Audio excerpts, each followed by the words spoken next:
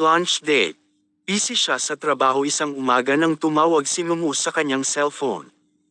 Ipinaalam nito sa kanya na pumunta si Gold Salazar sa apartment na tinitirahan ng mga dancers para hanapin siya. Kinabahan siya bigla. Hindi pa man siya nakakausap ng matagal ng lalaki ay sinimula na agad siya nitong hajilapan. Ibang klase talaga ang lalaking iyon. Mabuti na lang at walang masyadong nakakaalam kung saan siya nakatira kung hindi malilintikan siya sa kanyang ama. Ayaw niya na malaman nito na ang lalaking dahilan ng pagpapakamatay ng kanyang kapatid ay siyang lalaking nagsisimulang umalyaligid na sa kanya. Mapupernada ang mga balak niya kung magkataon. Kailangan niyang paalalahanan ang lahat sa isa pang golden rule ng club. Ang walang makakaalam na customer ng club tungkol sa private information ng mga dancers, unless ang dancer ang mismong magbigay ng information sa guest. Emerald, sub-sub ka dyan sa ginagawa mo. Okay lang ba kung yayain kitang mag-lunch? Isang boses ang narinig niya mula sa di kalayuan sa table na kinaroroonan. Nasa office siya noon, sa isa pa niyang trabaho. Inilibot niya ang paningin sa paligid. Nakita niya ang boss na lalaki na nakasilip sa pintuan nito at nakatingin sa kanya. Medyo nagulat pa siya sa sinabi nito. Hindi niya kasi expected na yayayain siya nito kumain ng sabay. Sa 3 buwan na niyang pagtatrabaho dito madalang niya lang nakikitang nakikipag-interact ang kanyang boss sa ibang tao. Tahimik lang ito at magsasalita lang kapag may gustong iutos sa kanya o sa mga kasamahan sa opisina. Don't worry, libre ko, nangingiti-ngiti nitong sabi. Natawa lang siya sa tinuran nito. Actually hindi niya alam ang isasagot. Sa ilang buwan na niyang pagtatrabaho dito, hanggang ngayon ay medyo iwas pa rin siya dito. Hindi nga siya makatingin ng diretsyo dito lalo na kapag kinakausap siya nito, ang sasama pa kaya dito para mag-lunch. Ano kaya ang naisip nito bakit nagyayaya na sabay silang kumain sa labas ngayon? Pautol-utol niyang sagot na simulang mag-isip ng rason. Sige na. You've been working here for a few months na rin, hindi pa tayo masyadong nakakapag-usap, anito? You know, para makapagkilanlan na rin tayo. I also wanna get to know you a little bit more, dugtong pa nito habang papalapit sa dalaga. Get to know you a little more. Napaisip siya sandali sa nabanggit nito at tila nakiramdam. Usually, sa mga lalaking nakakausap, kapag nakarinig siya ng ganitong patutsyada ay tiyak na interesado ng mangligaw sa kanya ang lalaki, pero sa boss niya, tila wala naman siyang nararamdaman na may pakay itong ganoon. Kahit pa she heard na sa kabila ng edad nito ay single pa rin ito. Subalit kahit napakiramdam niya ay pure ang intentions nito na kilalanin lang siya ay may hiya pa rin siyang nararamdaman towards dito. Sir, tambak po ang gawain ko. Hindi po ako mag-lunch ngayon, rason niya kahit ba ilang minuto na lang din ay alam niyang kakalam na ang kanyang sikmura. Hindi ka mag-lunch. Bawal iyan dito. Kapag oras ng lunch kailangan mag-lunch ka. Kahit pabayad ang lunch hour mo you need to use that to take a break at para makakain. Hindi pwedeng magpagutom, saad pa nito. Sir may gagawin pa po ako Dugtong pa niya kahit pa ang totoo ay konti na lang ay matatapos na niya ang mga ginagawa noong araw na iyon. Ewan ba niya kung bakit pagdating sa kanyang boss sa office ay pinanginginyan siya palagi. Bukod kasi sa malaki ang agwat ng age nila, napaka-snob rin nito. Kaya nga ikinagulat niya ang pagpansin nito sa kanya ngayon na tila ay nangungulit pa. Napatingin siya sa kanyang paligid. Baka kasi hindi niya alam ay pinagtitinginan na sila ng ibang ka-officemate at maging cause pa ng tsismisan doon. Isa rin ito sa dahilan kung bakit aloof siya sa lalaki. Na baka pagkamalan ng iba na may intensyon ito sa kanya or vice versa. Inaamin niya na lapitin talaga siya ng mga lalaki. Malakas daw ang appeal niya. Na sa simpleng pagdaan lang niya minsan sa kanilang hallway ay napapatingin na sa kanya ang mga taong nandoon. Katunayan ay may 2 na siyang katrabaho na gustong manligaw pero she already made it clear to them na hindi pa siya ulit handang pumasok sa isang relasyon. Sa araw-araw ba naman na trabaho, minsan konting oras na lang ang pahinga niya, may time pa ba siya sa ganyan? Isa pa, may nakikita ba siyang taong worth na paglaanan niya pa ng natitirang oras at panahon? Wala rin naman. Hey, lumapit na ito sa kanya at tumayo sa kanyang harapan. Wala naman tayong deadline ngayong araw, so it's fine. Ayaw mo yun, ililibre kita sa pinakamahal na restaurant dito. Sir. Sinubukan niyang humanap ng iba pang idadahilan pero hinayla na nito ang kamay niya kaya napilitan na lang din siyang sumama dito. Isinakay siya nito sa mamahaling sasakyang pag-aari nito at dumiretso sila sa Italian restaurant na madalas nitong puntahan. Sa labas pa lang ng kainan ay marami nang nakaparadang mag-agarang sasakyan, halatang hindi pang ordinaryong tao lang ang restaurant na kanilang pinuntahan. Pagpasok nila sa loob ay may isang lalaki agad ang bumati sa kanila at iginiya sila sa isang parte ng restaurant na medyo malayo sa karamihan. Lalo na sa mga grupo-grupo ng mga taong may kaingayan na kasalukuyang kumakain din doon. Ang lalaking nag-assist sa kanila na makaupo ay siya na rin ang kumuha ng kanilang o-order in. Pagkatapos kunin ang order nilang, dalawa ay nagpaalam muna siya sa kanyang boss na gagamit lang ng banyo sandali. Bago siya tumayo ay nilingon muna ang paligid kung meron bang nakalagay na signage kung saan ang patungong comfort room. Nang wala siyang makita ay lumapit siya sa isang empleyado ng restaurant na katatapos palang pagsilbihan ng isang grupo din ng mga customers na medyo maingay na nagkukwentuhan. Itinanong niya dito kung nasaan banda ang restroom pero hindi na niya masyado napakinggan ang sinabi nito nang dumako ang pansin niya sa kalapit na grupo ng mga kalalakihan na maingay na nagkukwentuhan. Mabilis na napako ang tingin niya sa isang taong nandoon na siyang nangingibabaw ang boses. Agad niyang nakilala ito.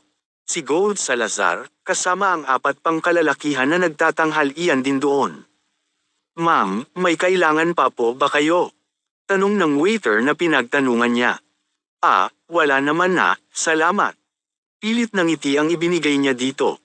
Parang nasira ang mood niya at nawalan siya bigla ng gana kumain sa restaurant na ito. Ipinagpatuloy niya ang paglalakad patungo sa direksyon na itinuro ng waiter nang maulinagan niya ang pinag-uusapan ng mga ito. "Grabe pare, she's so hot. The way she moves. Parang ang sarap-sarap ikama." Narinig niya yun galing mismo kay Gold na ikinalinggan niya dito. Bumabangka ang lalaki sa usapan ng mga ito kaya naman nang makarating siya sa tagong hallway ng restaurant ay huminto siya para pakinggan ang pinag-uusapan ng mga ito. "Nabalitaan ko nga yan pare, may bagong star of the night na naman daw ang Dare to Bear Strip Club at maganda daw ha," sabi pa ng isang lalaki na malaki ang pagkakangiti sa mga kasamahan. Lahat naman magaganda at mga sexy ang mga nagiging star of the night doon, hindi ba?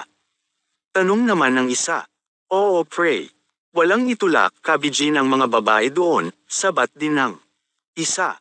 "Actually nakapunta na ako doon one time, nakakapaglaway ang mga kaseksihan ng mga sumasayaw doon," dugtong pa nito. "Iba itong babaeng tinutukoy ko pare. She seemed like she's one of a kind." Boses ni Gold ang nolinagan niyang iyon. Ikinaibot iyon ng gilid ng kanyang labi. Parang pumalakpak din ang kanyang tenga sa mga papuring naririnig mula sa lalaki. Pre, narinig ko na yan sa iyo maraming beses na." Sinundan iyon ng malakas na tawanan ng mga kasamahan. Yes, walang pinalalagpas na star of the night iyang si Gold. Lahat yata natikman niya na. Nagkatawanan ulit ang mga ito. "Wala titig ko palang nahuhumaling na sila," pagmamayabang ng lalaki. Napataas naman ang isang kilay ni Emerald. Gusto niya yatang mag-react dahil wala namang epekto ang titig nito sa kanya noong nakaraan. Wala nga ba?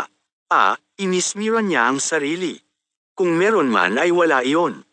First time niya lang napakatitigan ng ganon ng isang lalaki kaya bago sa kanya ang pakiramdam. "Tell me pre, ano ba ang napapala mo at mga dancers talaga ng club ang mga pinupuntirya mo? Marami namang nagkandara pa na babae sa iyo," tanong ng kaharap nitong lalaki na nakadikwatro. "I just love the way they move. Ginaganahan ako lalo na kapag sinasayawan nila ako sa kama," marahang iginiling nito ang katawan. "Hayop pre." Itinawa ng isang lalaki ang naging pag-aksyon ni Gold sa sinabi. Makapunta nga dyan next weekend, baka makabingwit ng isa at masayawan din ako sa kama. Pero pray, hindi ba maruruming babae ang mga nagtatrabaho doon?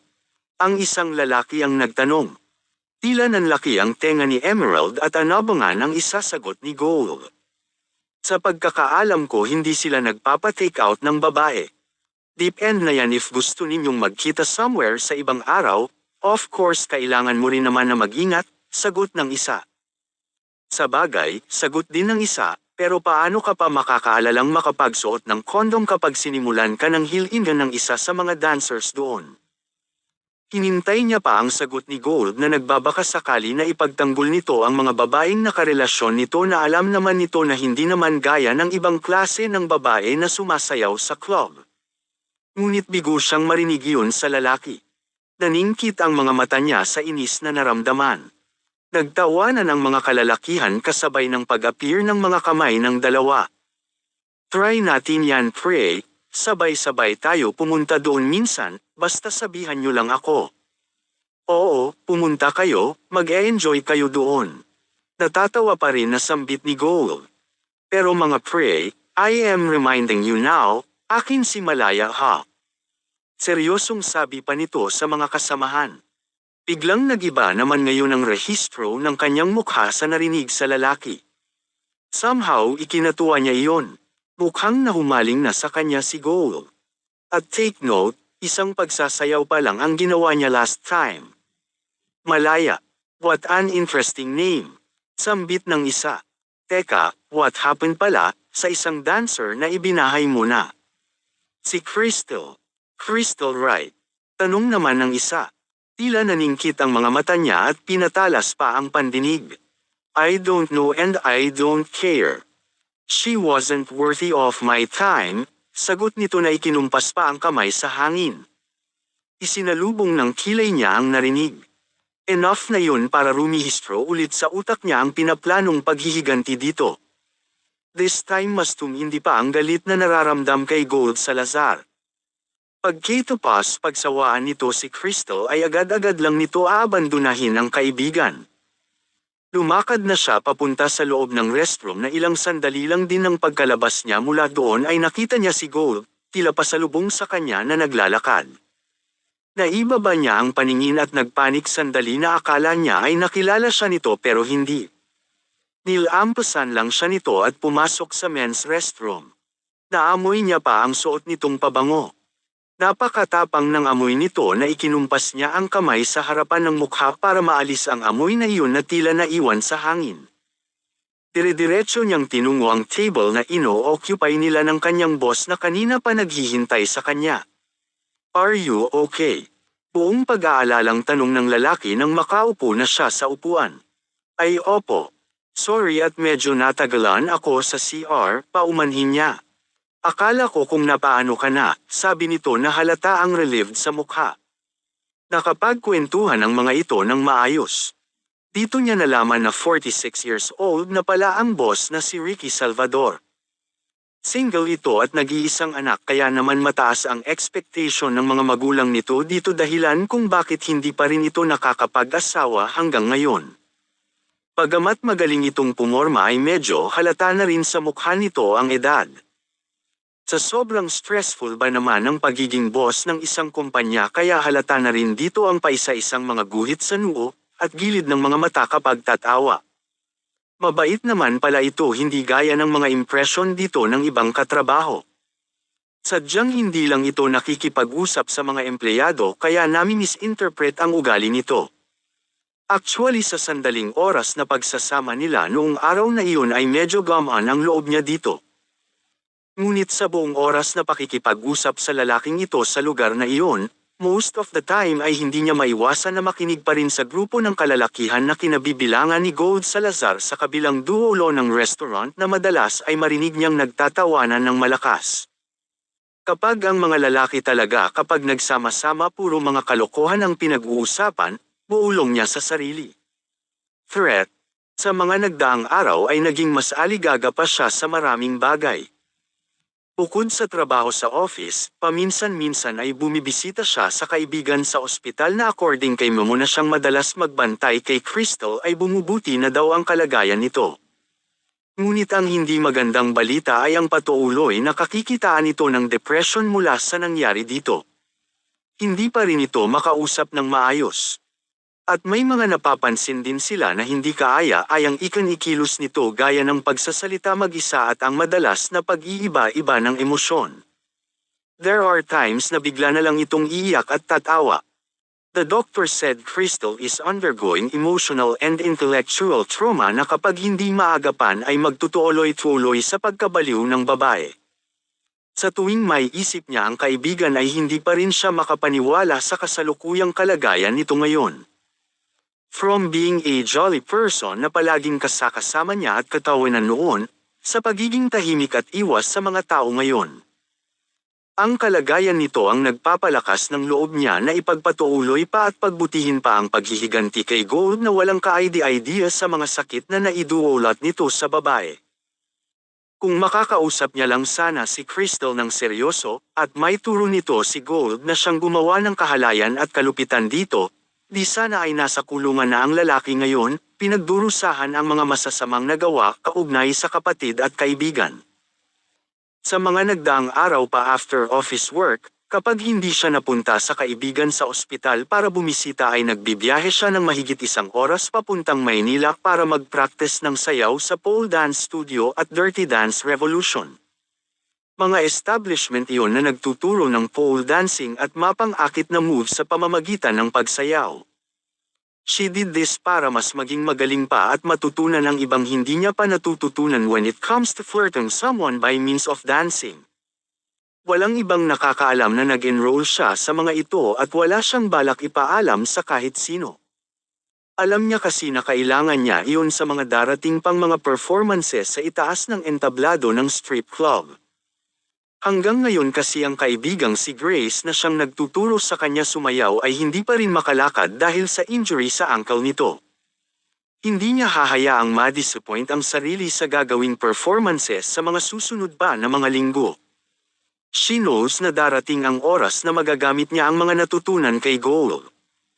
Darating ang araw na magbubunga rin ang lahat ng kanyang hirap para lang maabot ang balak na paghihiganti mula rito. Anak, hindi ka sasayaw ngayong gabi, ito ang sambit ni Momo sa kanya, Biyernes ng gabi. Kasalukuyan niyang inaayos ang mga props na gagamitin ng mga dancer sa pagsasayaw nang sumulpot si Momo sa kanyang harapan. Napatingin siya dito kasabay ang pagtatanong. May tinanggap akong strip dancer noong 1 araw lang. Subukan natin siya tonight. Kapag pamatok sa mga audiences natin then maybe hindi ka na mapipilitan na magsayaw ulit. Mabuti na rin yun at hindi na rin ako kakaba-kaba na baka mabuko tayo ng tatay mo. I posted advertisement din sa labas na nangangailangan pa tayo ng mga strip dancers so hopefully kapag may makuha pa tayo na at least 2 pang dancers I'm sure we will be good to go na ulit. Hindi siya nakaimik sa tinuran ng kanyang ninang. Paano na ang balak niya? Hindi pwedeng mapurnada iyon, ngayon pa na nakitaan niya na ng interes sa kanya si Gold.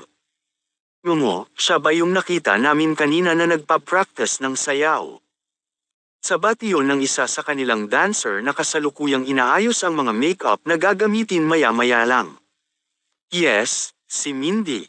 Galing Olongapo ang babaeng iyon. Mabuti at nakilala niyo na siya.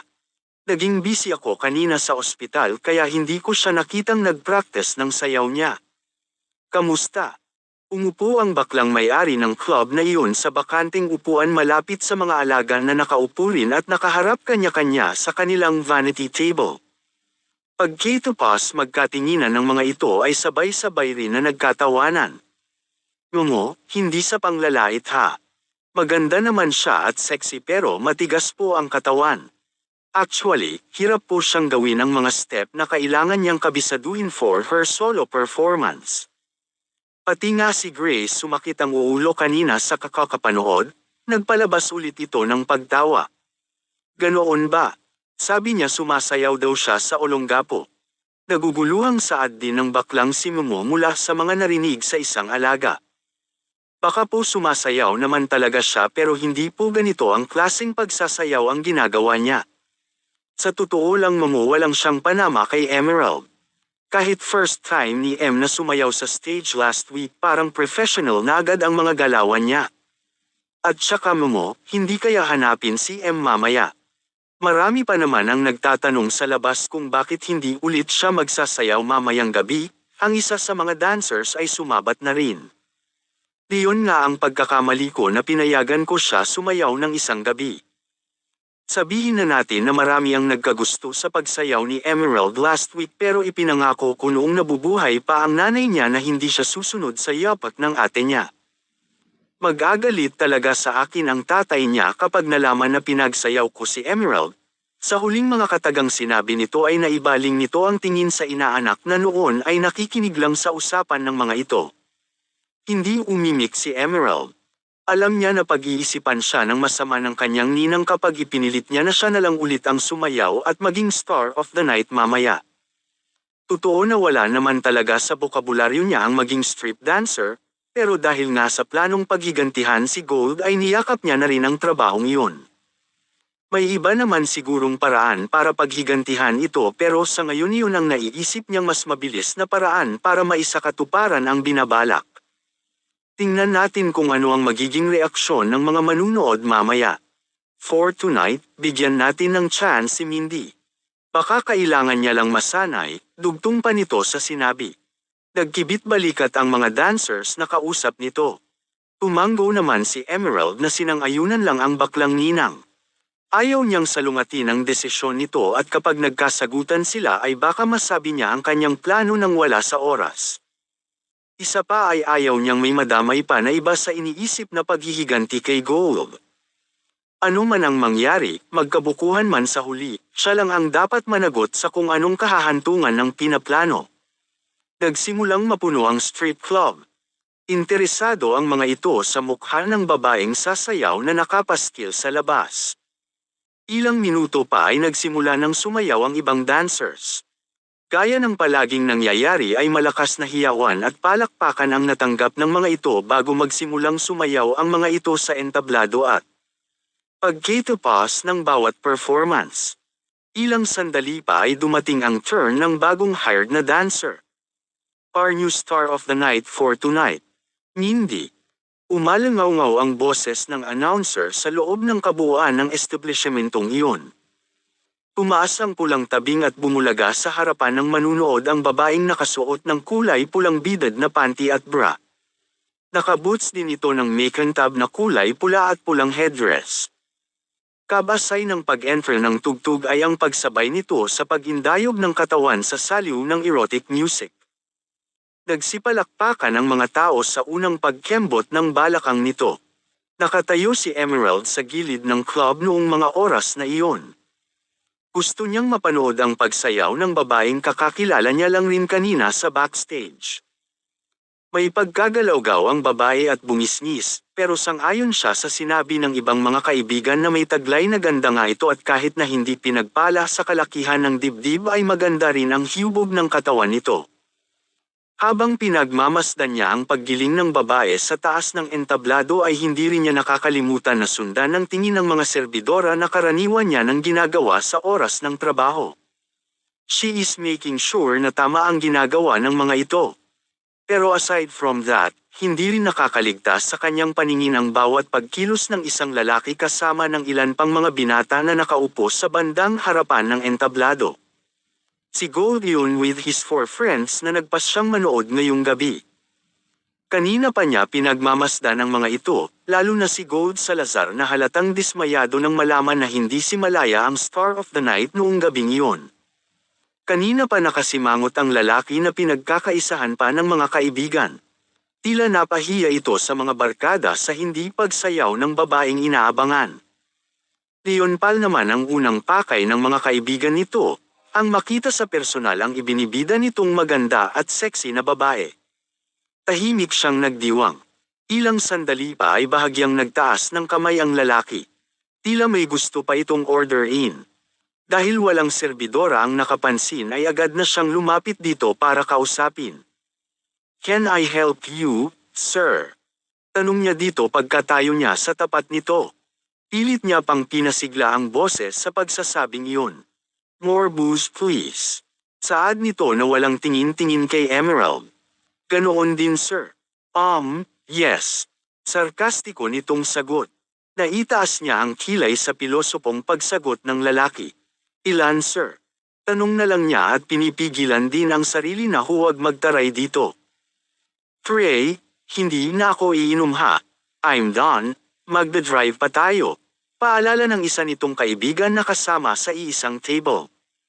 Ako rin last na ito, sabat din ng isa na bahagyang itinaas pa ang bote ng alak na hawak-hawak. Sumang-ayon rin naman sa dalawa ang dalawa pang kaibigan. Nagpakawala ng sarkastikong pagtawa si Gold. Kahit kailan talaga killjoy ang mga kaibigan lalo na sa inuman. Dalawang more, lingon nito kay Emerald na kasalukuyang naghihintay. Nang akma na siyang aalis para kunin ang order nito ay nagulat siya sa biglang pagpigil nito sa kanya.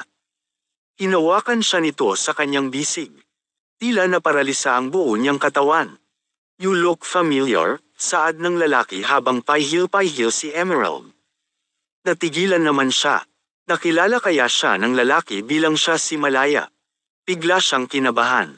Hindi ba ikaw yung babaeng nagtapon ng inumin sa akin noong nakaraan? Tanong nito. Medyo nakahinga siya ng maluwag sa sinabi nito. Akala niya ay namukhaan na siya nito bilang si Malaya. Pero may kaba pa rin siyang naramdaman dahil naalala pa pala nito ang ginawa niyang iyon dito. Noong tapunan niya ng drinks ang harapan ng pantalon ng lalaki nang makita niyang nasa ilalim ng skirt ni Crystal ang kamay nito. Nagkakamali po kayo sir, hindi po ako yun, sagot naman niya na nanatiling nakatalikod sa lalaki. Tumayo si Gold at marahang lumakad paikat sa kanya. Pinagmasdan siya nito mula ulo hanggang paa. Tumigil ito sa kanyang harapan at pinakatitigan ang kanyang mukha ng malapitan. Cancel my order, turan nito. Aalis na kami. Pakisabi sa may-ari ng club na ito, bukas. If hindi niya ibalik si Malaya sa stage, I will request for your club's closure. Saad pa nito sa dalaga na pagkatapos ay inaya na ang mga barkada para lisanin ang lugar na iyon. Sumunod naman ang apat pang kaibigan. Naamoy niya ulit ang pinaghalong amoy ng alak at sigarilyo sa bibig nito. Napasalubong ang kilay niya habang sinusundan ng tingin ang mga lalaki na papalabas na ng club. Paanong nakuha pa nitong manakot na ipapasara ang club na pinagtatrabahuan niya para lang makita ang babaeng kinalolokohan nito? Napakunot noo siya. Pero sa totoo lang, sa isiping iyon, imbis na magalit ay may tuwa siyang naramdaman. Now she really knows na nahok na sa kanya ang lalaki. Lumipas ang ilang minuto at natapos sa pagsasayaw si Mindy. Ngunit imbis na palakpakan at hiyawan ang ibinigay ng mga kalalakihang nanunood dito ay kinantsawan nito sa ipinakitang lousy na pagsayaw. They booed her, ang iba ay nag-thumbs down dahil sa hindi nagustuhan ang pagsayaw nito. Nagsimulang magsialisa ng majority ng mga customer. Ang totoo, first time itong nangyari sa club. Napasapo lang sa kanyang mukha si Mamo nang mapanood ang buong performance ng isinalang na bagong hired na star of the night. Tama ang mga alagang dancer sa sinabi ng mga ito. Bukod sa matigas ang katawan nito, nakakalimutan din nito ang mga steps ng dapat nitong isayaw, wala rin ito sa tiyempo. Sa lahat ng star of the night na isinalang nito, si Mindy ang walang kaapil-apil sa pagsasayaw. Walang ka-emo-emotion, tila walang ka-amor-amor sa gingawa nito. Nagkatinginan lang sila ng baklang ninang. Halata sa mukha nito ang pagsisisi. Mukhang alam na niya kung sino ang aakyat sa entablado bukas. At hindi na kailangan pang sabihin dito ang threat ni Gold. Sumili ang ngiti sa kanyang labi. May excitement siyang biglang naramdaman. Paghahandaan niya ang performance bukas ng gabi. Ang pagbabalik sa entablado. After ng pagsayaw kagabi ng newly hired na dancer na si Mindy ay kinumpronta ito ni Momo. Disappointed ito dahil noong nakaraang nagkausap sila ay puro pagangat sa sariling bangko ang ginagawa nito na obvious naman na hindi totoo dahil dalawang mata na niya ang nakakita kung paano sumayaw ang babae. Although binaygo ng babae ang baklang may-ari ng club ay hindi naman ito sinisante. Dahil sa totoo lang kasalanan din ito na hindi muna tinutukan ang babae bago ito isalang sa stage. Napagpasyahan itong hindi muna paaakyatin sa entablado ang babae hanggat hindi natututunan ang lahat ng sayaw sa club. Ang totoo ay nakikitaan naman ito ni Mamo ng potensyal, basta ba araw-araw lang magpatuloy sa pagpapractice ng pagsayaw. Are you ready for tonight, anak? Nag-usap ang dalawang magninang kinabukasan habang tinitingnan nila ang costume na susuotan ng dalaga para sa performance mamaya. Katatapos lang nitong mag-practice ng solong sayaw nito nang dumating ang bagong gawang costume na pina-customize pa nila sa patahian. Ngumiti lang si Emerald. She is excited para sa performance niya mamaya pero dahil hinaluan ito ng counting stunts, medyo may kaba siya na nararamdaman sa dibdib. I'm sorry, you have to dance again tonight, sambit pa ng bakla na kakikitaan ng kawalang sigla. Ninang, don't feel guilty. In the first place ako naman ang may kagustuhan nito, saad naman niya na lumapit pa sa kausap at inalo ito sa likod. Hanggat walang sasayaw as a star of the night, I am willing to do it. Ang inaalala ko lang talaga, baka mawili na sila at hanap-hanapin ka na every time, may paghiling nitong sabi. Saka wala akong choice, just to continue doing it, she shrugged her shoulder again.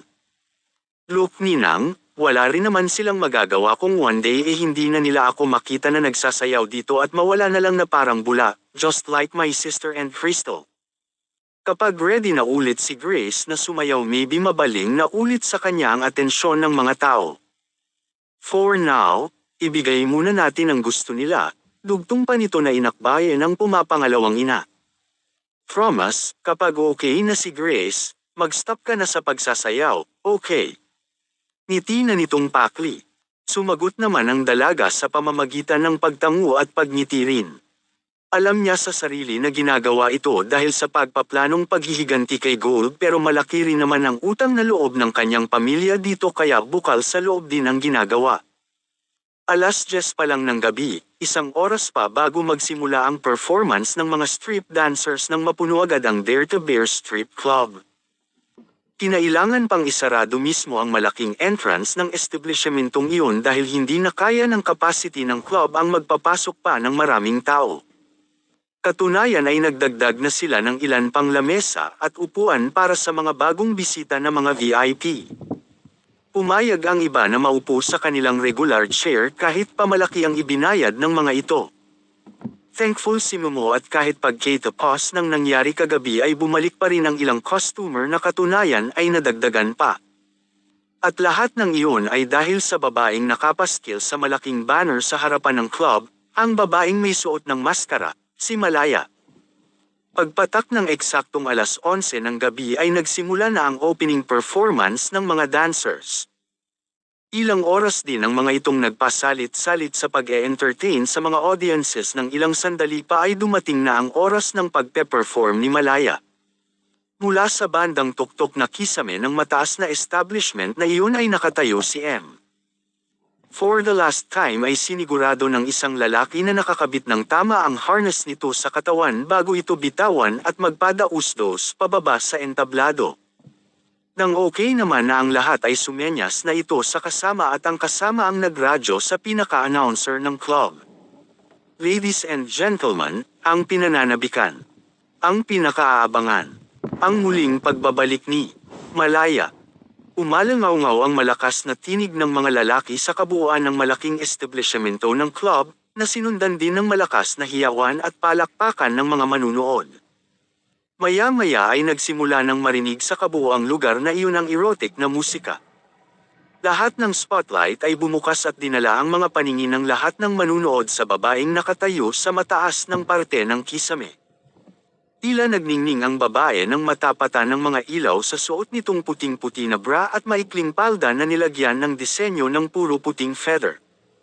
Kapansin-pansin din ang malaking puting pakpak nito sa likod. Tila isa itong napakagandang anghel na pagkatapos kumapit sa lubad ay nagpadausdaw sa gitna ng mga audiences papunta sa entablado na nadidisenyuhan ng mga tila ulap na mga props. Pagkababa doon ay mabilis na lumapit ang dalawang babae upang alisin ang kanyang harness. Sa saliw ng mag-abal na musika ay dahan-dawang iginalaw ni Malaya ang kanyang katawan. Tekis ang ginawa niyang paglakad palibot sa malawak na entablado habang pasimpleng hinanap ang lalaking hindi napansin na dumating para manood noong gabing iyon. Wala ito sa usual na lamesang ino-occupy nito. Pero may nakapagsabi na sa kanya na nameth-on nga nila na nandoon ang lalaki ngayong gabi. Iginala niya ang paningin sa kabuoang audiences at nang matapatan ng spotlight ang isang grupo ng lalaki ay ikinatuwa niya ang pagkakita kay Gold. Kasama pala ulit nito ang mga kaibigan na lahat ay tila tahimik ngunit buong paghangang nakatunghay sa kanya. Ipinagpatuloy niya ang pagsasayaw. Kasabay ng pagkembot ng mga balakang ay ang isa-isang pagtanggal ng kanyang hanggang braso na puting guwantes na gawa sa lace. With a smirk on her face ay ibinato niya iyon sa audiences na pinagkaguluhan namang saluhin ng mga iyon. She walked slowly and paused for a flirty glance every few seconds. Pagkatapos ng mga 5 beses na pagtigil sa gitna ng stage ay tumalikod siya sa mga tao.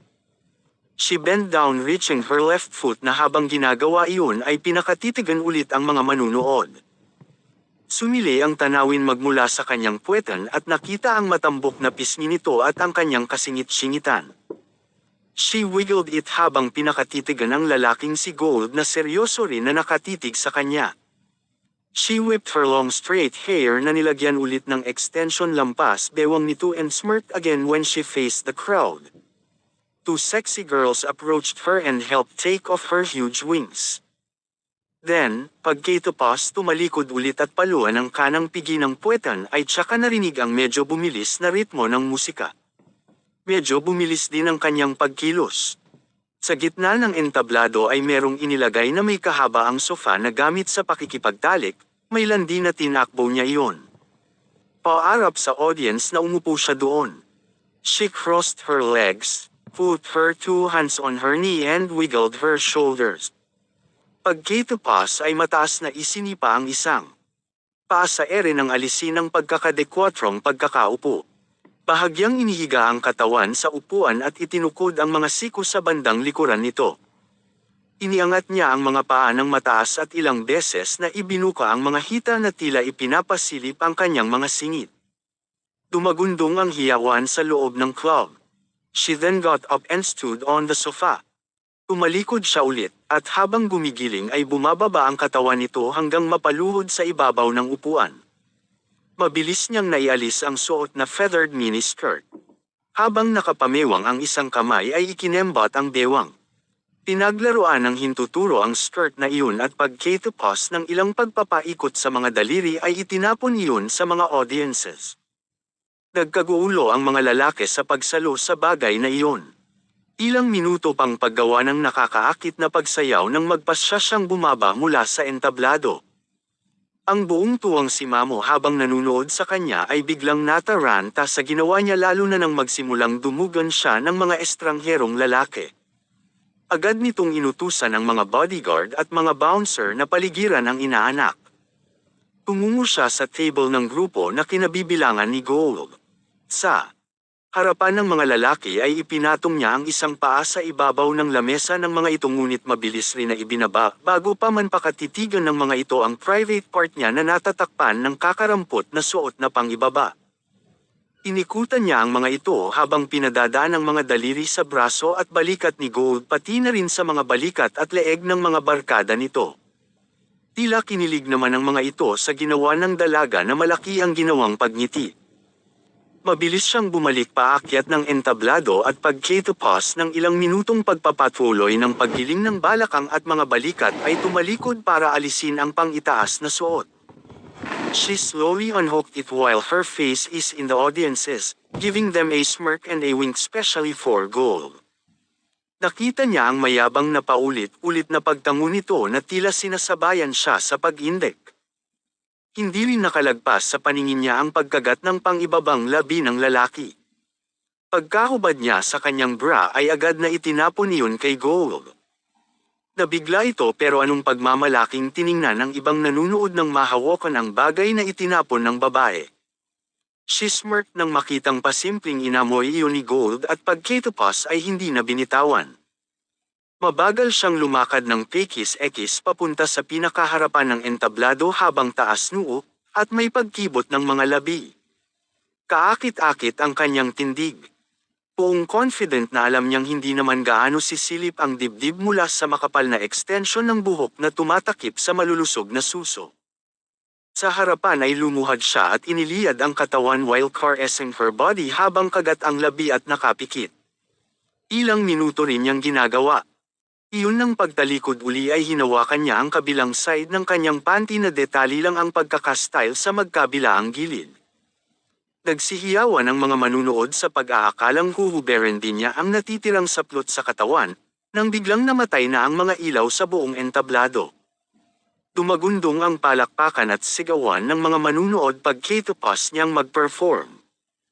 Pagkapasok niya sa makeup room ay nagpalakpakan din ang mga kasamahang dancer sa husay ng ginawa niyang performance ngayong gabi.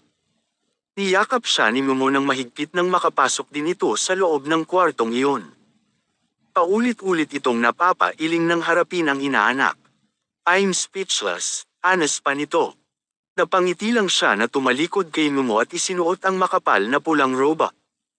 I hate to inform you but earlier palang may bidding na nangyari kung sino ang magti-table sa iyo.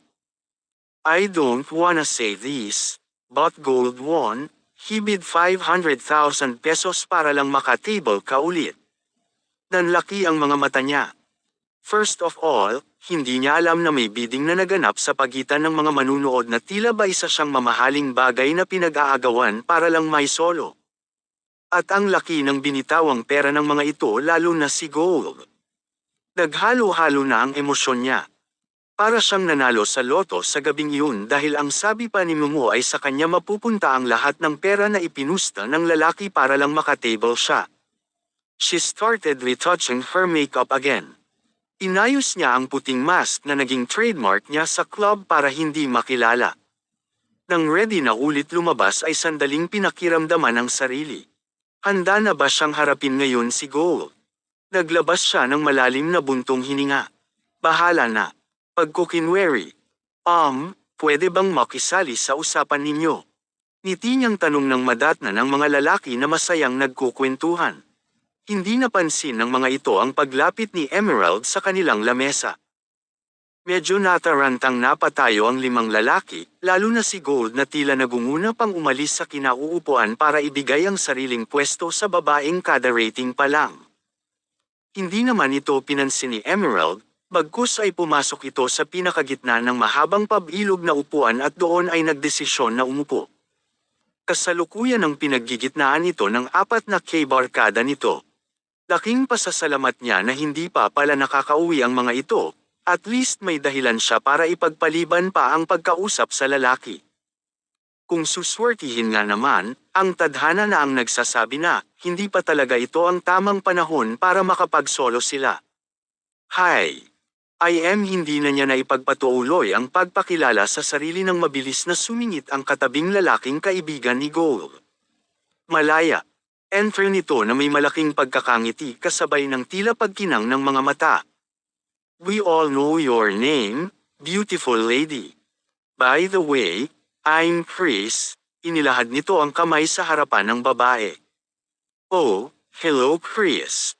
May landi na iniabot niya ang kamay sa lalaki at nakipagkamay dito.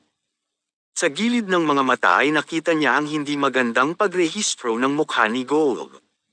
I am John. It was nice meeting you Malaya, sumunod ang isang lalaking katabi nito sa kabilang gilid. Well, I am Paul, and this is our other friend Stan, saad rin ng isa. Na ipinakilala pa ang isang kaibigan using his husky voice. Tila nagpapakitang gilas sa dalaga. It's our pleasure to finally meet the star of the night, the most attractive and gorgeous of them all, Malaya. Dugtong pa nito na nang makipag-handshake kay Malaya ay bahagyang hinayla ang kamay nito at binigyan ng babae ng halik sa pisngi. Medyo natigilan siya sa ginawa nito pero ayos lang naman, lalo na nang makita si Gold na napakuyom ang kamao at tiimbagang na tila nena sa inakto ng mga kaibigan. Well, hello? Nice to see you all here, magiliw niyang saad habang ipinalipat-lipat ang paningin sa mga lalaki. Actually, they just wanna meet you, that's all. Aalis na rin sila maya-maya, anas ni Gold na sinupleduhan ang mga kaibigan at pagdating kay Emerald ay pinilit nitong ngumiti. Napatango lang siya dito. Parang gusto yatang ipahiwatig sa kanya ng lalaki na dahil ito ang nanalo sa bidding kanina ay ito lang ang dapat niyang kausapin ng matagal. Sa bagay, 500,000 pesos ba naman? Hindi nga naman birong halaga ang perang iyon kung kaya sa tingin nito ay dapat dito lang niya ipukol ang pansin niya. Pero ang totoo ay wala siyang pakialam. She will do everything para makapagstay ng matagal ang mga kaibigan nito at para hindi pa siya masolo ng lalaki. Ha? Bakit naman aalis na agad kayo? Come on guys, stay longer. Bawal ang killjoy dito. And I bet this is your first time na makapunta sa club namin, right? Aniya na hinawakan pa ang hita ng dalawang katabing lalaki. Hindi naman iyon nakaligtas mula sa paningin ni Gold na medyo ipinakita na ang pagkainis. Padabog itong umayos ng pagkakaupo at medyo ipinalupa ang kamay sa lamesa. Parang nagsisipa yata ito sa pag-imbita sa mga kaibigan na bumalik doon for the second oras. Samantalang malaki naman ang pagkakangiti ng dalawang lalaki. Ang isa ay pasimpleng umakbay sa likuran ng sandalan ng inuupuan ni Emerald at ang isa ay pumaharap palalo sa dalaga. No, actually we were here last night. We really wanted to meet you in person dahil bukang bibig ka sa amin ng aming kaibigang si Gold. Unfortunately, hindi ikaw ang sumayaw kagabi so bumalik kami ngayong gabi. Paliwanag ng isang lalaki na katabi ni Emerald sa kaliwang side. Oh, I'm sorry about that. Kamusta ang performance ng Star of the Night kagabi?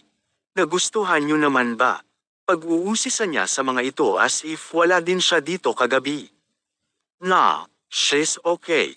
But walang-wala siya sa iyo. Tama nga ang sinabi ni Gold, you are really something. Inilapit nito ang mukha sa tenga ng babae sa pagsasabing yun. Biglang tumayo si Gold at tila nagprotesta sa nakitang tila simulang pagpi-flirt ng kaibigan kay Malaya. Okay boys, that's it. You all can go now, malaki ang boses na sabi nito. Napatingin ang mga ito sa lalaki na may reaksyon ng pagtutol. Wait, who are you again? Tanong na niya na tila hindi pa kilala ang lalaking gustong pauwiin ang mga kaibigan. Magsasalita na sana si Gold nang omentra ulit si Paul. He is Gold.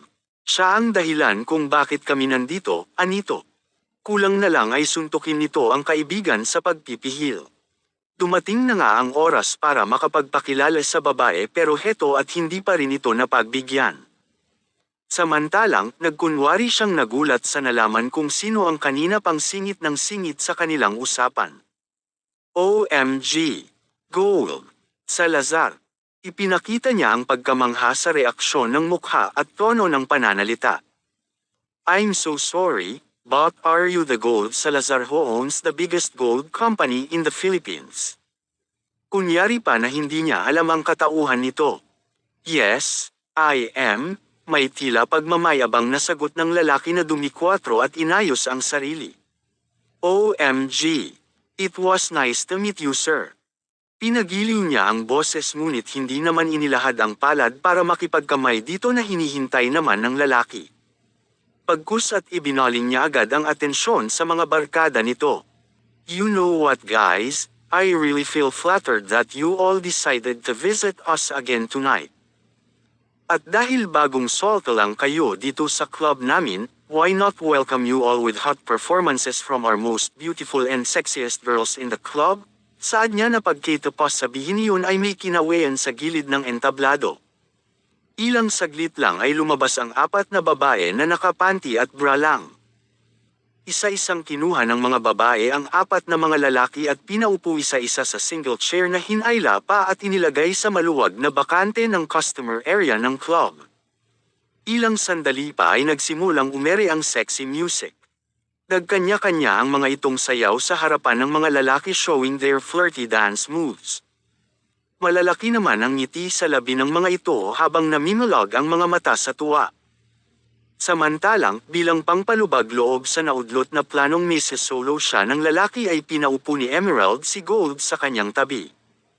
Pinigyan din ito ng inumin habang nanunood sa mga kaibigan na binibigyang aliw ang apat na kaibigan ng lalaki. Hindi moari ang reaksyon ni Gold, ngunit tila wala itong pakialam sa mga nangyayari sa harapan nito. Iba ang pinapanood ng mga mata nito. Ito ay ang babaeng katabi na ubod ng bango at ubod. Nang ganda sa paningin nito. He wondered kung ano kaya ang itsura ng babae kapag wala ang maskara nito. Umaba ang paningin nito sa mga labi ni Malaya, those lips na mamasa-masa dahil sa pag-inom nito ng ladies drink, parang nag-aanyaya ang mga iyon na halikan nito. Ilang sandali pa ay bumaba ang tingin nito sa dibdib ng babae na bakat ang nipple mula sa suot na robe. Tayong-tayo ang dibdib nito. Nagsimulang maglakbay ang imahinasyon ng lalaki. He can't wait na mahawakan ang mga iyon at mapagyaman ang mga palad nito. Naikagat na lang nito ang pang-ibabang labi.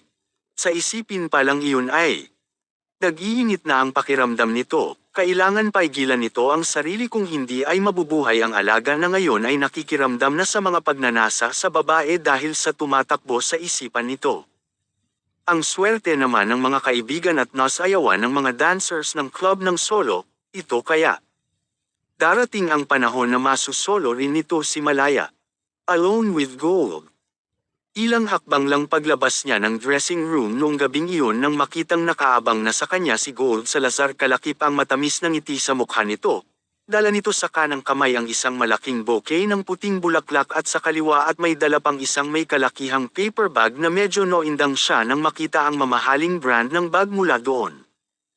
Katatapos lang ng kanyang performance at sa muling bidding na ginawa ng mga kalalakihan para sa pagkakataong makatable si Malaya ay si Gold ulit ang nanalo. Mukhang willing gumastos ng paulit-ulit ng malaking pera ang binata masolo lang talaga siya. Kinuha niya ang bulaklak na ibinibigay nito pagkalapit niya, mismo sa harapan ng lalaki. Wala na siyang choice ngayong gabi. Kung hindi pumayag na makatable ito. Nakarating kasi kay Momo na noong una ay hindi niya kinausap ang binata instead ay ibang lalaki ang hinarap niya. Noong pangalawang beses naman ay tinabihan nga niya ito sa upuan pero kinakuntsaba naman ang apat pa na kaibigang dancers para magbigay ng aliw sa mga kaibigan nito para hindi siya totally masolo ng lalaki. Tonight, she will accept the fact na it's the right time na siguro para makaharap ang lalaki. Bahala na kung ano ang kalalabasan ng pag-uusap nila ngayong gabi pero gagawin niya ang makakaya para mahumaling palalo ito sa kanya ng lubusan. Iginiya siya nito para makaupo ito sa VIP chairs na madalas upuan ni Gold. Nang makaupo siya ay tsaka nito ibinigay ang paper bag na may nakaimprentang pangalan ng mamahaling purse na hula niya ay laman ng isang box na nasilip niya kanina. For you, my lady. Sambit pa nito nang iabot iyon kay Emerald kasama ang isa pang hawak nito na tila cheque. Iniligay nito iyon sa harapan ng babae. Tila bahagya namang namilog ang mga mata niya nang makita kung magkano ang nakalagay sa maliit na papel na iyon. Isn't this too much? Paling niya sa lalaki nang makaupo na rin ito sa kanyang tabi.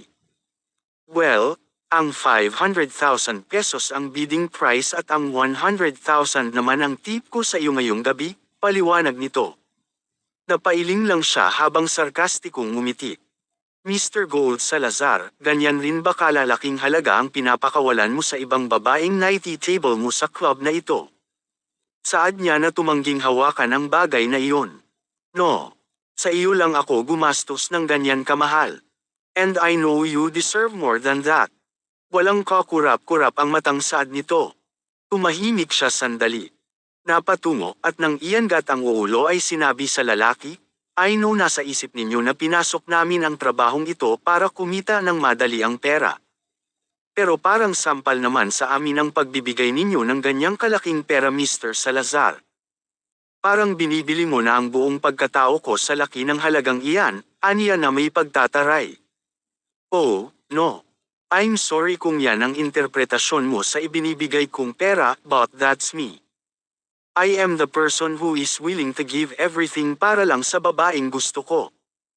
Sarkastiko ulit siyang napangiti habang iniuurong ang papel na iyon pabalik sa harapan ng lalaki. Hindi mo ba ito tatanggapin? Tanong nito. I'm scared that if I accept it baka may hingin kang isang bagay o ipagawa sa akin na hindi ko magustuhan. Oh love, don't worry, wala akong ipapagawa sa iyo na hindi mo magugustuhan, nagpakawala ito ng tila nakakalokong ngiti. So, meron kang ang balak na ipagawa sa akin.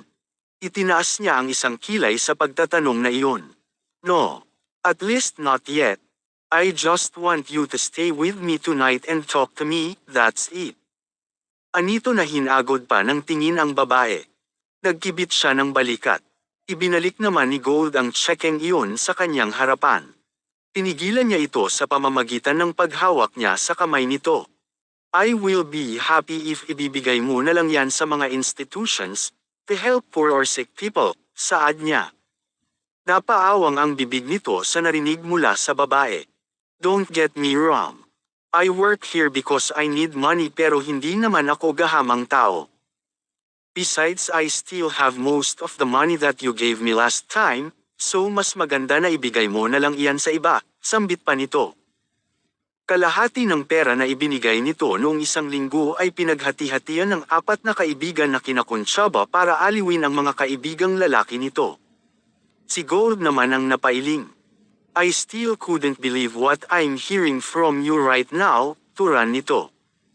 Sa lahat ng babaeng nakilala nito sa club na ito, si Malaya lang ang tumanggi sa perang ibinibigay nito, knowing na lampas sa 1 milyon halaga ang nakasulat sa papel. Bakit hindi ka makapaniwala? Natatawa niyang saad. Hindi lahat ng nagtatrabaho sa club kailangan ng maraming pera. Well, I have my own reason. Ikaw Mr. Gold Salazar, anong reason mo kung bakit palagi kang nandito sa club na ito? She smirked at the guy. Napangiti ito. Okay. But first of all, pwede bang Gold na lang ang itawag mo sa akin? And second, kung ayaw mo itong tanggapin, you can just give this to Venus and siya lang ang mag-decide kung saan niya ito gagamitin. Anito na sa pangatlong pagkakataon ay ibinalik nito ang cheque na iyon sa kanyang harapan. And about sa tanong mo, I also have my own reason kaya madalas ako dito sa club. Actually mas nagkaroon ako ng dahilan na magpabalik-balik dito ngayon, pinamungayan nito ng mga mata si Emerald kasabay ng pagbasa ng mga labi. Nakuha niya naman agad ang gusto nitong sabihin. Sarkastikong itinawa niya lang iyon at napailing ulit. I like you Malaya. I mean I like you a lot. And it's my pleasure to finally talk to you yung tayo lang dalawa. Walang ano-ano ay kinuha ng lalaki ang kanyang kanang kamay, dahan-daang dinala sa labi nito at dinampyan ng halik. Hinayaan niya lang ang lalaki sa ginawa nito. Mr. Gold, I believe you've been a guest here for a while now, but until now hindi mo pa rin alam ang rules ng club na bawal hawakan ang mga dancers, pakli niyang sabi dito. Baka matanggal ako sa trabaho niyan kapag nahuli tayo.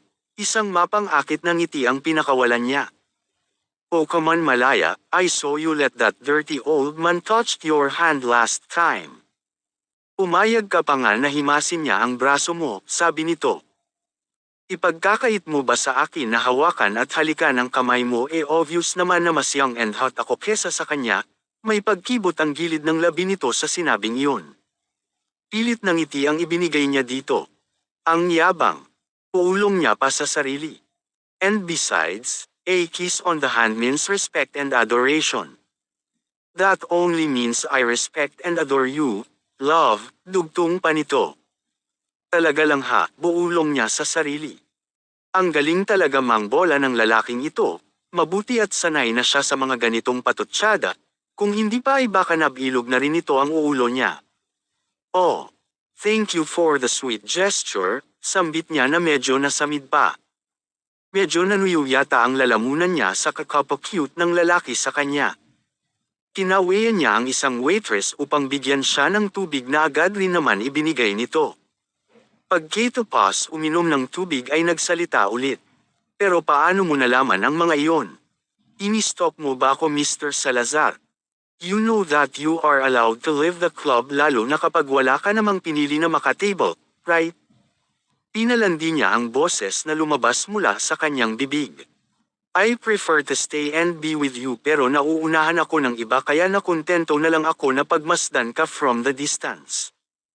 Hindi naman siguro masama na pakatitigan ka from another table, doesn't it love? Bika nito na walang ano-ano ay tumungo ang kaliwang kamay sa likuran ng babae at inakbayan ito.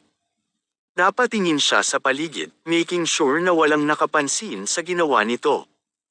Pinigyan niya ng isang pekeng ngiti ang lalaki. Hindi niya sinaway ang ginawang pag-akbay nito sa kanya. She will let this pass, tutal naman walang nakakakita. Gusto niyang maramdaman nito na kahit papaano ay may dating din sa kanya ang lalaki. Don't worry. Kahit matanggal ka naman sa trabaho, sagot kita. I will hire you as my personal stripper. Would it be fine with you? He whispered those words to Emerald's ear. Parang tumaas naman ang balahibo ng dalaga nang marinig ang sexy husky voice nito. Ito siguro ang isa sa mga dahilan kung kaya nahuhumaling ang mga kababaihan dito. Sanay na sanay ito na magsabi ng mga salitang ikakikilig ng mga babae. Well, I don't think I'll pass your requirements as a personal stripper, Mr. Gold Salazar. I'm new in the industry, I'm sure you'll expect more sa magiging personal stripper mo, hininaan niya. Rin at pinasexy ang tono ng boses. Really? Kaya pala ngayon lang kita nakita dito, tila mas umusbong ang interes nito sa dalaga. You know what? To tell you honestly, mas type ko ang baguhan kesa sa dancer na masyado ng gamay ang paghuhubad sa stage. It excites me more, bumuulong ulit ito. Kanina pa niya naaamoy ang alak na iniinom mula sa bibig nito. Sobrang tapang, feeling niya ay nalalasing na rin siya sa pag-amoy pa lang noon. Naipiling niya ng bahagya ang ulo dahil doon. Mabilis rin naman siyang nakabawi at isang mapang-akit na ngiti lang din ang sinagot niya dito. Mukha nga, dahil napuntirya nito ang ate niya at ang kaibigang si Crystal na kapwa ilang buwan pa lang sa pagsasayaw ng mabigani dito. Napatingin siya sa orasan na nasa bar station hindi rin kalayuan sa kanila, 5 minuto na lang matatapos na ang time niya sa pakikipag-usap sa lalaki. So would you mind if I asked you some personal questions? Tanong nito. Medyo bumilis ang pagtibok ng kanyang dibdib. Napa-order tuloy siya ng isang ladies drink sa waitress na nakaabang lang. Sure. Pinag-isipan niya muna ng ilang minuto ang maikling sagot na iyon. Do you already have a boyfriend? Tanong nito sabay himas ng harapan ng daliri nito sa kanyang braso. Gusto niyang taasan ng balahibo sa sensasyon na ibinibigay noon sa kanya. Medyo nai-atras niya ang katawan mula dito. Do you think if may boyfriend ako papayagan niya ako na sumayaw ng sexy at maghubad ng mga suot ko sa stage? Nagpangalumbaba siya at itinuon lang ang paningin sa lalaki. Iningiti yun ni Gold. Gusto nito ang pakiramdam na sa kanya lang nakatuon ang atensyon ni Malaya. So, wala kang boyfriend? Straight to the point nitong tanong. Let me say, we're in the process na papunta na rin doon, pagsisinungaling niya. Unless, piniti niya ito ng ilang minuto mula sa gustong sabihin. Unless, may excitement na tanong naman ng lalaki. Unless someone will come na mas better, marahan niyang inihawi ang buhok sa kabilang side ng balikat. Tumambad sa lalaki ang makinis niyang kabilang balikat pati na ang kanyang collarbone. Tila isang tukso yun sa lalaki. Nakita niya ito na akma ng hahalikan ang balikat niya, mabuti na lamang ay mabilis niyang naiiwas iyon. Sa kabila ng medyo pagkapahiya sa ginawa ay ikinangiti nito ng malaki ang narinig kay Emerald. Well, what do you think of me? Mas better ba ako? And if so, pwede ba akong mag-apply as your boyfriend? Wala nang paligoy-ligoy na tanong nito. I don't think you are a boyfriend material Mr. Salazar. Maraming nagkandara pa sa iyo. I'm sure ilang minuto lang pagtalikod ko ay may liligawan ka ng ibang babae ulit, sagot niya. Sa totoo lang kahit siguro pantihan ang isang poste ay mabibighani nito si Gold. Nagkataon ang pagdating ng isa pang waitress para ihatid ang in-order ni Emerald. The girl bent down para ilagay ang isang basong ladies wine sa harap ng dalaga. Medyo nakita ang ibang bahagi ng dibdib nito sa ginawang pagyuko, napatingin doon si Gold. Hindi naman nakalagpas iyon sa kanya. See, that's what I'm telling you, itinaas niya ang isang kilay sa pagsasabing iyon. Natawa lang ang lalaki. Why don't you try me, love? Inirapan niya lang ito. Napadako ang tingin niya sa orasan na nasa bar ng club. Eksaktong 45 minutes since they started talking. Tumayo na siya at nagpaalam sa lalaki. Pinigilan naman nito ang dalaga. Please hang out with me tomorrow. I will pay you for going out with me. Hinawakan siya nito sa kanyang kamay. I can't, Mr. Salazar. Have a wonderful morning. Yun lang at pairap niya itong tinalikuran, dala-dala ang lahat ng ibinigay nito na kahit pagpapasalamat sa lahat ng bagay na ibinigay ng lalaki ay hindi niya ginawa. Maling akala. Hapon iyon ng Huwebes nang magyaya ang boss niya na lumabas ulit sila. This time ay isinama na nito ang iba pa niyang kasamahan na nagtatrabaho sa opisina. Natutuwa siya at magmula noong lumabas sila para magtanghalyan noong nakaraan ay tila na open ang communication nito sa iba pang tauhan, which is naging mas maganda rin in terms of their relationship as boss and employer. Mas naging magiliw na rin ang mga ka-office mate niya sa kanilang boss na kung minsan ay nakakabiruan na rin ng mga ito. Napagpasyahan nilang gumimik at pumunta sa bar para uminom ng konti at maranasan naman ng boss nilang si Sir Patrick ang nightlife kahit pa sa edad nito ay late na rin ito sa ganoong mga bagay. Ilang beses pa itong tumanggi at nagyaya na sa ibang lugar na lang sila pumunta, ngunit mapilit ang ibang ka-office mate niya at doon talaga pilit na gustong dalhin ang kanilang boss, which is kalaunan ay napapayag na rin ng mga ito. Ilang kanto lang ang pagitan, malapit sa building ng kanilang opisina ang bar na pinuntahan nila. 5 sila na ginamit pa talaga ng kanilang boss ang sariling sasakyan para hindi na sila mahirapan pa na umuwi kung sakali man na may malasing sa mga ito. Pagkapasok sa bar ay agad silang in-entertain ng isang waitress doon. Hinanapan agad sila ng mauupuan nito sa medyo crowded na establishmento. Ilang minuto pa ay binalikan sila ng waitress para dalhin sa isang bakanteng table na nilagyan ng 5,000 na upuan, tamang-tama sa mga ito. Sunod ay ang pag-order na rin nila ng maiinom pati na ang appetizer. Lumipas ang ilang minuto ng kanilang kwentuhan at tawanan sa loob ng bar nang magpatugtog ng nakakaindek na kanta ang DJ. Nagyaya ang isang lalaking ka-office mate na kasama nila na pumunta sila sa gitna ng bar para sumayaw. Inalok naman niya ang kanilang boss na si Sir Ricky na sumama sa kanilang, ngunit pagdating sa bagay na iyon ay hindi na ito nagpapilit. Kaya labagman sa kalooban na iwan mag-isa ito sa kanilang table ay pumunta pa rin silang 4 na magkakaopisina sa gitna ng mababang dance floor ng bar at doon umindek sa saliw ng dance music na malakas na umiere sa buong lugar na iyon.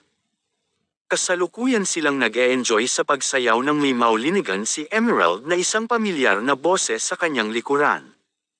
Ay, oo, bigyan mo ako baby. Ito ang sunod niyang narinig na sinabi ng lalaking iyon na dahilan kaya inilingon niya ang mukha sa direksyon nito.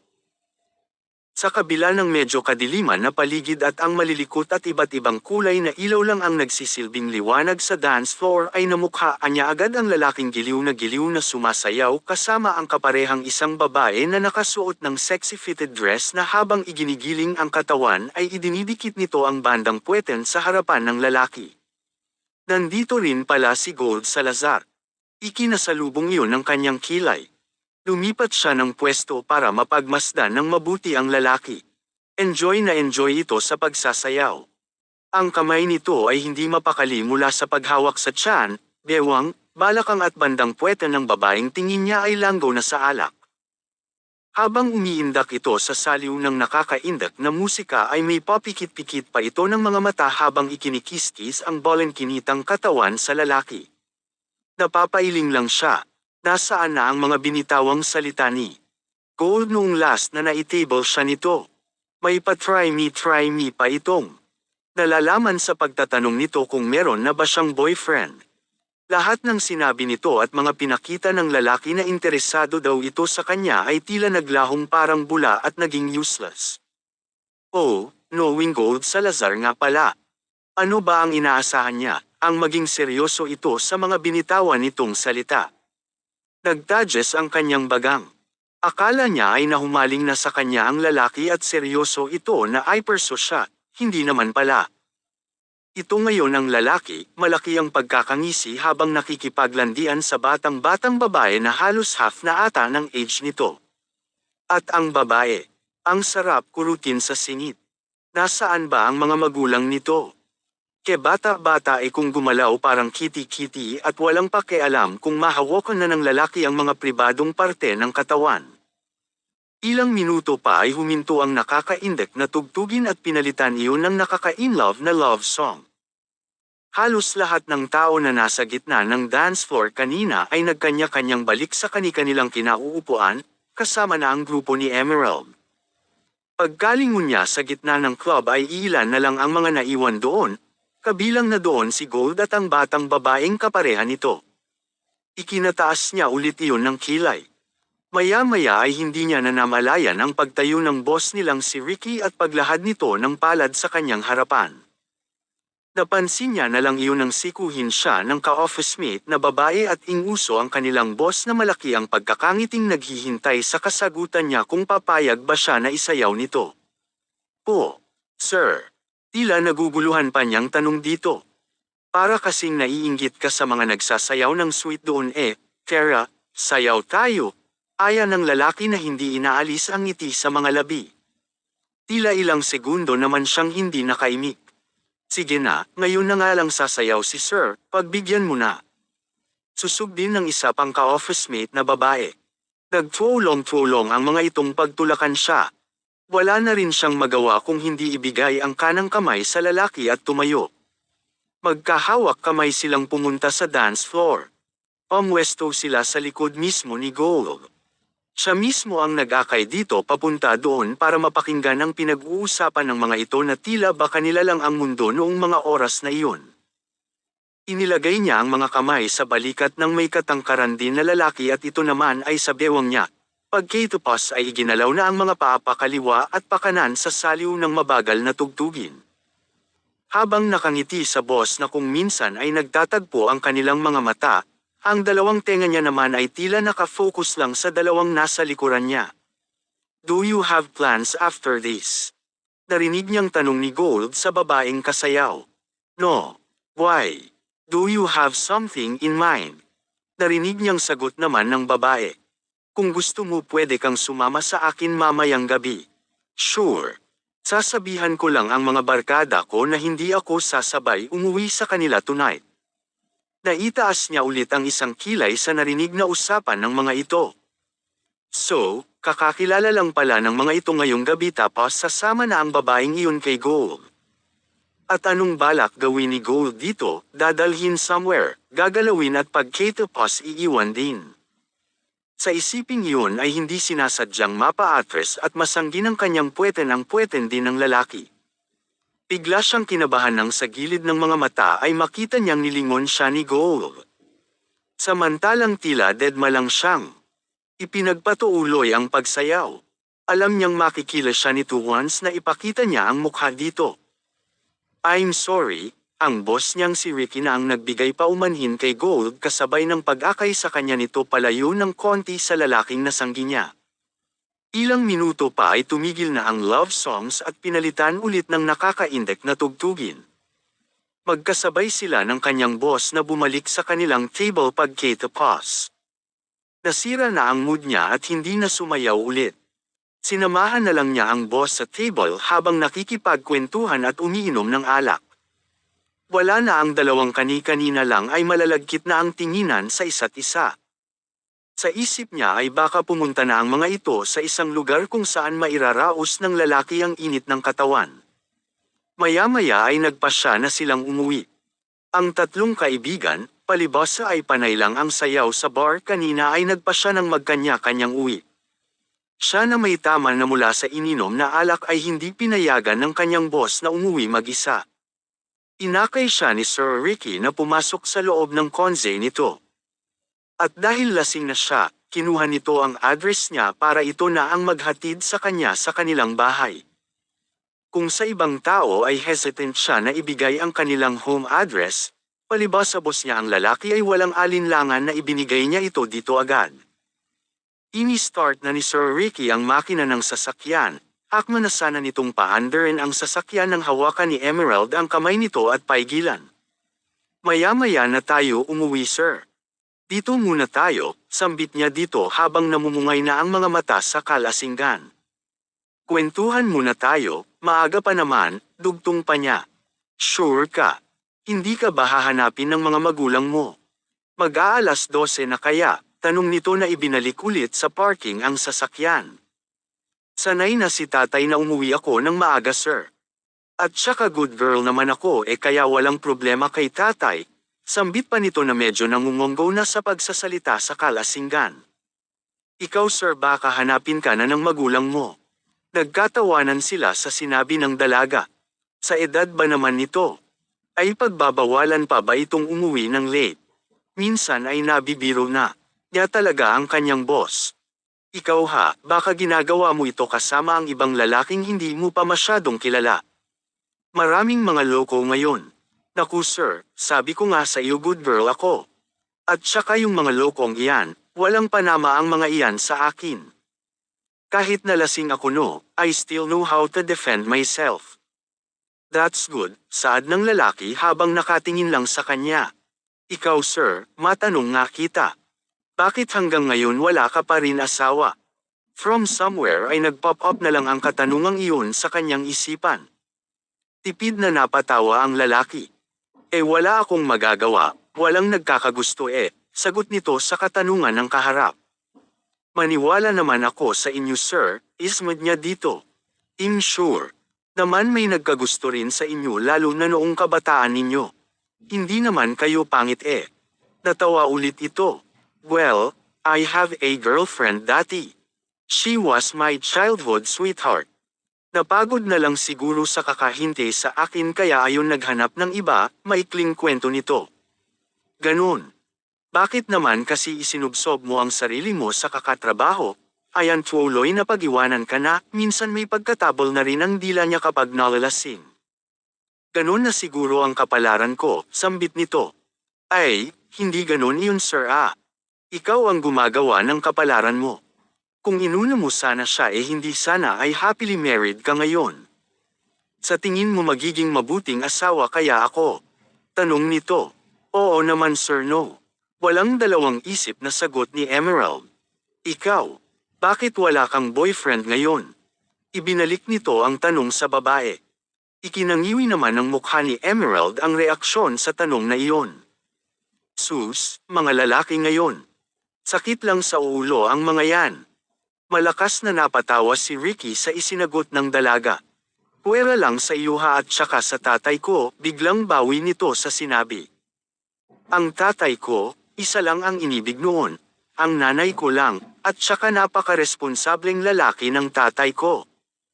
Kung wala man lang din akong makikilalang lalaki na gaya ni tatay, naku hindi na lang din ako mag-aasawa, sabi pa nito na may pakumpas-kumpas pa ng mga kamay at papikit-pikit ng mga mata. Samantalang nakikinig lang ang kausap.